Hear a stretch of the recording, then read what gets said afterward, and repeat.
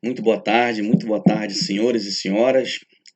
Nós estamos iniciando nossa segunda aula de empreendedorismo. Nós já começamos na nossa aula passada, né, falando um pouco sobre a questão da evolução do empreendedorismo e nós falamos também sobre os 10 comportamentos empreendedores, onde nós destacamos quais são as qualidades necessárias para que um empreendedor venha a ter sucesso no início de uma atividade empresarial. E nós vamos falar hoje sobre um tema chamado intraempreendedorismo. Poxa, professor, é um tema, uma palavra bem difícil, né? Comprida, mas nós vamos ver que não é tão complicada, não é tão complexa.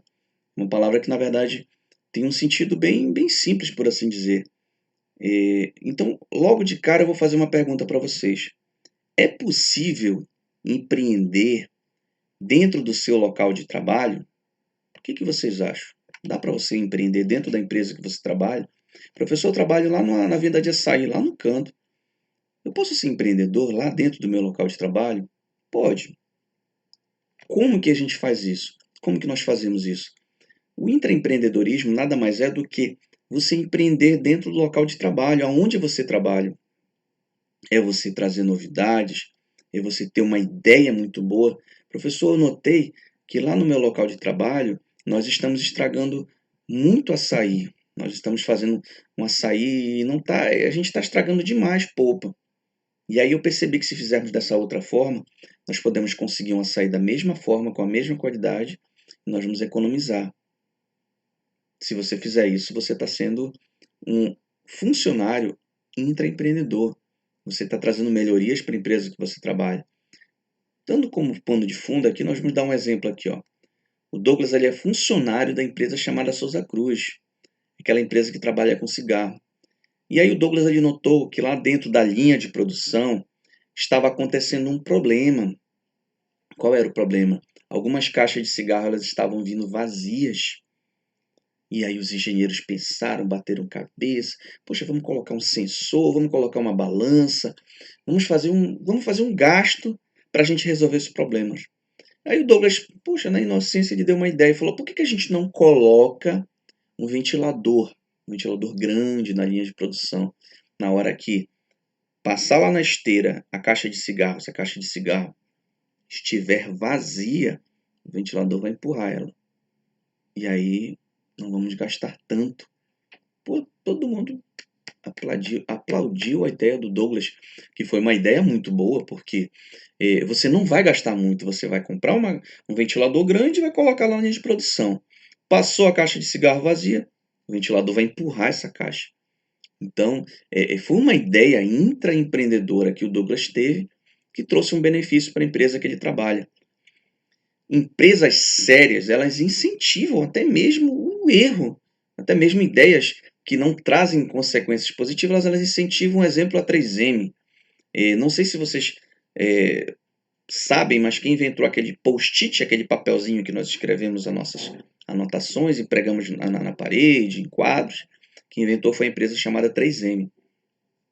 E esse post-it ele surgiu através de um erro. Um engenheiro lá da 3M, ele estava desenvolvendo uma cola e essa cola parece que não deu muito certo. Não servia para 3M. E aí esse engenheiro, o que foi que ele fez? Ele pegou alguns papéis, alguns rascunhos que tinham lá na empresa, que normalmente eram jogados fora. E aí ele passou essa cola nesses papéis e dividiu ela em bloquinhos. E aí ele começou a distribuir lá na parte administrativa, para as colegas dele, para as secretárias. Ele distribuiu lá para todo mundo lá os papeizinhos. Resultado, chegou esses papeizinhos até a diretoria. A diretoria, poxa, é uma ideia muito boa. Por que não ganhar dinheiro em cima disso? Esse engenheiro foi promovido. Foi promovido e venderam muito desses post-its. Então, a 3M, ela premiou um erro de um engenheiro. O engenheiro produziu lá uma cola que não servia para nada, mas que na verdade servia sim para ganhar muito dinheiro. E foi o que a 3M fez. Ela premiou um erro de um funcionário. Para que nós possamos estimular esses comportamentos intraempreendedores dentro de uma equipe de trabalho, dentro de uma empresa, é necessário o desenvolvimento da competência liderança. É preciso que nós incentivemos que os líderes estejam presentes e que eles parabenizem os funcionários pelo intraempreendedorismo, que eles principalmente incentivem, porque dessa forma os funcionários eles não vão se sentir coagidos a não darem ideias, porque existem algumas empresas, na minha opinião, empresas que não são boas, que não estimulam o intraempreendedorismo. Às vezes o gerente se sente enciumado porque o funcionário lá da produção teve uma ideia muito boa para resolver. E aí eles acabam puxando o tapete desse funcionário. Essas empresas não vão para frente. Eu vou dar um exemplo aqui para vocês do Vale do Havaí. Quando eu era presidente da ABB, lá em Oriximiná, nós, quando assumimos a ABB, nós já tínhamos um déficit em uma das festas, uma festa anual, que era a festa mais badalada lá do clube, e ela vinha sofrendo anos e anos de derrotas, de perdas, porque as pessoas estavam muito acostumadas com aquele mais do mesmo. Nunca se trazia novidade, nunca se melhorava. E a partir de ideias que nós tivemos, houve uma grande mudança no baile. A partir do intraempreendedorismo, nós conseguimos trazer novidades para o baile, nós conseguimos implementar várias coisas que até então nunca tinham sido feitas. E a consequência do trabalho foi que a festa, essa festa do ano de 2019, no mesmo ano que eu assumi no IFPA, nós tivemos um êxito, nós tivemos um crescimento da festa, nós tivemos uma aceitação muito grande pela população lá de Oriximiná. E foi a partir da liderança, no caso da nossa gestão, que estimulou esse processo de intraempreendedorismo, que nós obtivemos êxito na transformação dessa festa. O papel do líder é fundamental nesse processo. Sem o estímulo do líder, nenhum funcionário quer ser intraempreendedor.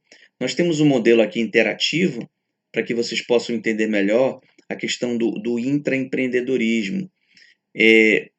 Sempre a partir de uma oportunidade, uma ideia de melhorar a produção, uma ideia de melhorar a empresa de que se trabalha, e os gerentes eles devem dar apoio para que essa ideia ela possa vir a crescer. E é preciso que essas pessoas que são intraempreendedores, elas tenham a capacidade de assumir riscos, elas têm que ter autonomia, elas têm que querer empreender dentro do seu local de trabalho. E toma-se uma decisão, certo? E monta-se um plano de negócio. Como eu tinha citado para vocês lá do Baile do Havaí, quando nós decidimos reformular a festa, nós montamos um plano de negócio, nós montamos um plano de trabalho, onde nós delegamos todas as responsabilidades das pessoas envolvidas no processo. E após a montagem do plano de negócio, nós vamos verificar o que nós temos de recurso, quanto dinheiro nós temos para executar essa ideia.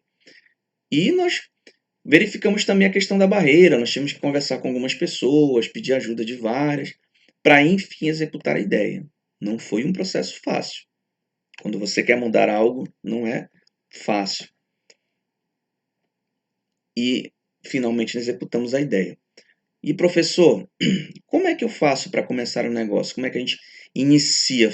Saindo um pouco aí do tema intraempreendedorismo, como é que nós fazemos para montar um negócio? Como que nós podemos iniciar?